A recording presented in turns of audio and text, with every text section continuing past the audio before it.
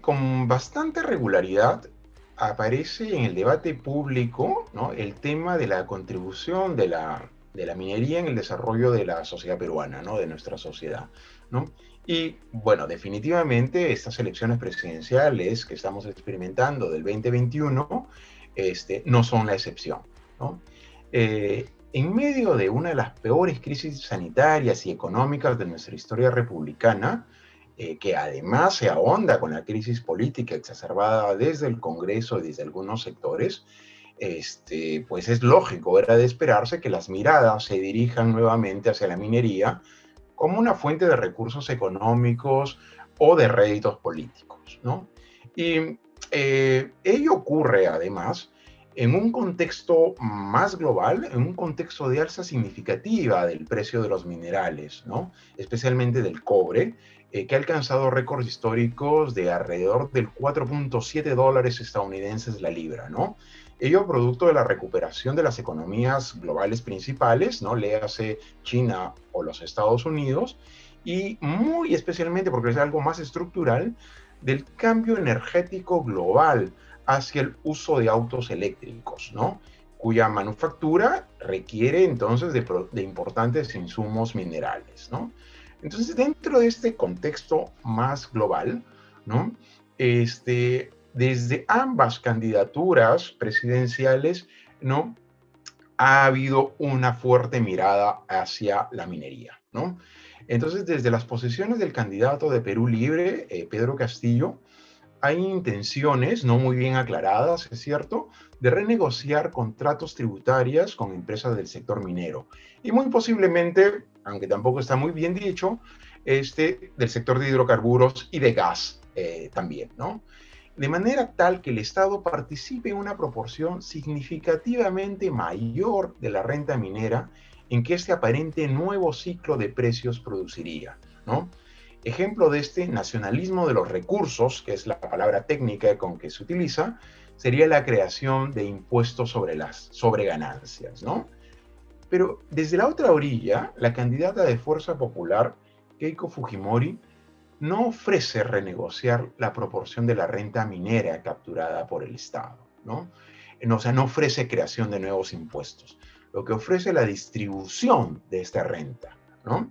De esta manera, lo que ha prometido es entregar de manera directa y en efectivo, lo que se conoce como cash transfer, el 40% de lo que actualmente el gobierno central distribuye como canon a las regiones productoras de minerales, ¿no?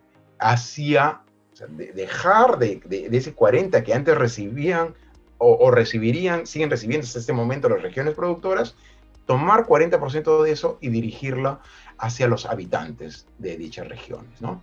Ahí vale la pena recordar que el canon no es un impuesto adicional, sino es un mecanismo por medio del cual el gobierno central distribuye el 50% de la renta generada por la explotación de minerales a los gobiernos regionales y locales de donde se extraen dichos recursos, y un pequeño porcentaje a universidades públicas de dichas regiones según una forma. Esta iniciativa que ha lanzado Fuerza Popular y que ha sido celebrada, en mi opinión, de manera poco responsable por varios actores, entraña varios peligros, ¿no?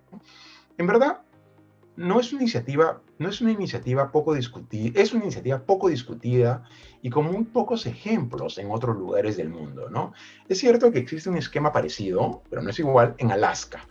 Pero debemos recordar que en Alaska, uno, es una población muy escasa en número; dos, una población en que la mayoría de sus necesidades básicas está satisfecha; y algo muy importante, que tiene un régimen de propiedad de los recursos del subsuelo completamente diferente al nuestro, ¿no?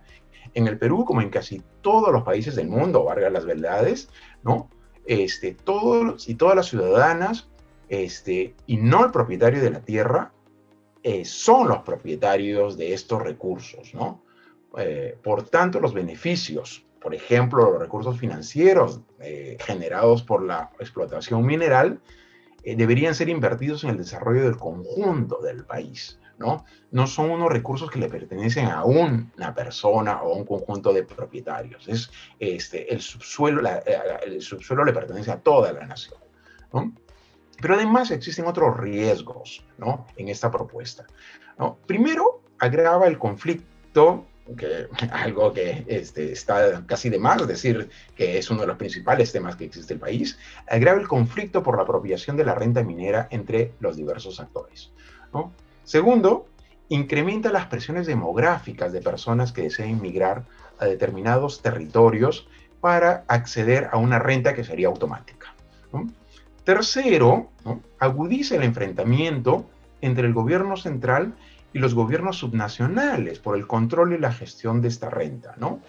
En ese sentido, y cuarto tal vez, es que debilita la ya de por sí precaria institucionalidad existente y desarticula aún más el ciclo de descentralización que se inició el año 2000, ¿no? Desarticula esto para promover procesos de recentralización y de clientelismo político, ¿no? Y en último punto, posible haya más, pero estos son los que yo veo como principales riesgos, pulveriza el gasto, de manera tal que dificulta aún más la persecución de inversión para el desarrollo regional sostenible, ¿no? En verdad, aumentar la distribución de la renta localmente en el corto plazo puede conducir al escenario de familias con mayores beneficios económicos, pero en territorios con servicios deteriorados, ¿no? O con un alto y persistente número de conflictos, ¿no? Ello se muestra, en verdad, en la existencia de conflictos que se da a la par de un aumento sustancial de los beneficios locales, ¿no? Entonces uno tiene esa paradoja, beneficios locales a la par de poca aceptación de proyectos y alta conflictividad, ¿no? Entonces, lo que urge es hacer un cambio radical, es dejar de pensar en la minería como cuenta de ahorros, cuenta corriente, de dónde obtener recursos económicos o réditos políticos de corto plazo, para imaginar cómo el sector se integra a una visión y una estrategia de desarrollo de país de más largo aliento, ¿no? Y para no ser tan gaseoso, ello pasa por enfrentar y actuar decididamente en varios ejes centrales, ¿no? Uno de ellos es la urgencia de contar con un sistema único de gestión de la propiedad de la tierra, y no como en el actualmente existente, que hay varios catastros parciales, ¿no? Además, urge que se culminen los procesos de titulación de las tierras comunales indígenas, está suspendido, la georreferenciación de sus límites y la resolución de los numerosos conflictos por límites territoriales, no tanto entre propietarios colectivos e individuales y todas las combinaciones posibles, como sobre todo también entre los gobiernos subnacionales, especialmente a nivel de distritos, ¿no? Otro eje crucial es la gestión del agua, ¿no? Para ello debe ampliarse la disponibilidad de agua dulce de buena calidad, ¿no? Entonces podemos pensar ahí en programas masivos de sistemas de canales, reservorios y riegos por aspersión, ¿no? Que son más eficientes. Programas de siembra y cosecha de agua, programas masivos de forestación, desalinización, etcétera, ¿no? Esos son algunos ejemplos de lo que se podría hacer. Pero además es imprescindible fortalecer las capacidades y las herramientas técnicas de un lado y las competencias funcionales de la Autoridad Nacional del Agua, la conocida ANA, ¿no?, que tiene un enfoque de cuencas, ¿no? Entonces, este enfoque supone abandonar nuestra actual forma de evaluar, de prevenir y de actuar, que está diseñado proyecto por proyecto, ¿no?, para ir hacia sistemas espaciales y temporales que permiten integrar territorios y dinámicas regionales, ¿no? Por ejemplo, el llamado corredor minero en el sur andino, que involucra poblaciones de Apurímac, del Cusco, de Puno y de Arequipa, ¿no? Pero también en dimensiones históricas para enfrentar temas como impactos acumulados o impactos pasivos ambientales y sociales, ¿no? Y en verdad es un aspecto crucial sin el cual es imposible imaginar cualquier forma de desarrollo social y de gestión adecuada de los recursos minerales, es el fortalecimiento institucional. ¿No? Fortalecimiento no únicamente de los promotores y los reguladores sectoriales, por ejemplo, el Ministerio de Energía y Minas, que es un gran actor, el Ministerio de Cultura, que vela por la conducción de los procesos de consulta previa, o la ya mencionada Autoridad Nacional del Agua, ¿no? Muy especialmente hay que fortalecer a los gobiernos regionales y locales. O sea, no es posible, no cabe pensar, ¿no?, que sabiendo desde varios años, ¿no?, que del arribo de recursos financieros, que son enormes pero volátiles, vía transferencias por canon, que las gestiones de los gobiernos regionales y subnacionales como de Apurímac, Cochabamba o Chalhuahuacho, sus gestiones no hayan sido fortalecidas, ¿no? Eso es realmente imperdonable, ¿no?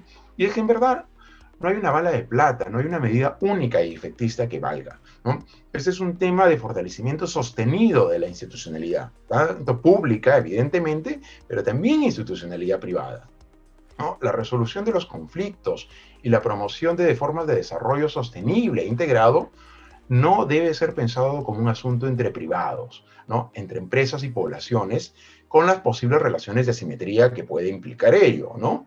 Eso es un asunto de construcción de consensos entre empresas, ciudadanos, sociedad civil organizada y el Estado, en un papel activo, guía de desarrollo y garante de derechos, ¿no? Entonces, desde este punto de vista es importantísimo, conviene destacar, porque generalmente hay un pesimismo casi estructural en nosotros, ¿no? Que nada se está haciendo. Desde mi punto de vista es importantísimo destacar los esfuerzos actuales de este gobierno, liderados por el Viceministerio de Minas, por iniciar el debate sobre la pertinencia de una política nacional de minería, ¿no? Ya inició y el CEPLAN está viendo ello, ¿no? Una política que gire su foco de la atención en la promoción de la explotación de los minerales, tal como lo hemos hecho, que es importante, hacia el derecho de la ciudadanía de maximizar los beneficios que la buena gestión de los recursos minerales conlleva, ¿no? Pero además, y para ello, ¿no?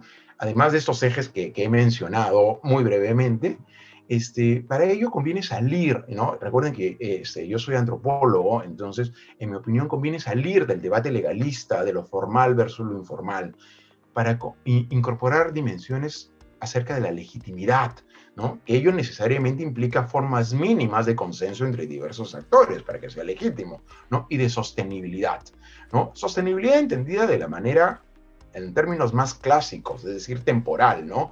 La sostenibilidad es cuando un desarrollo que satisface las necesidades de la generación presente sin comprometer las capacidades de las generaciones futuras para que satisfagan sus propias necesidades, ¿no? Esa es la sostenibilidad temporal. Pero también tenemos que pensar una sostenibilidad transversal en estos momentos, una sostenibilidad presente entre diferentes sectores de nuestra sociedad, entre ciudadanos rurales y ciudadanos urbanos, entre hombres y mujeres, entre ciudadanos indígenas y ciudadanos no indígenas, entre propietarios de la tierra, ya sea colectivo o privada, o individual, discúlpenme, y no propietarios, ¿no?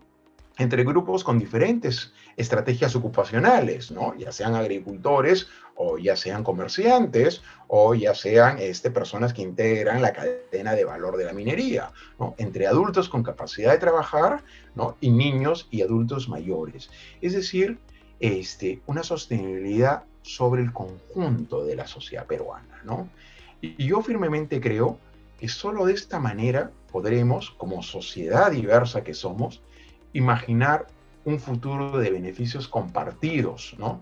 Un futuro compartido que respete y amplíe nuestros derechos.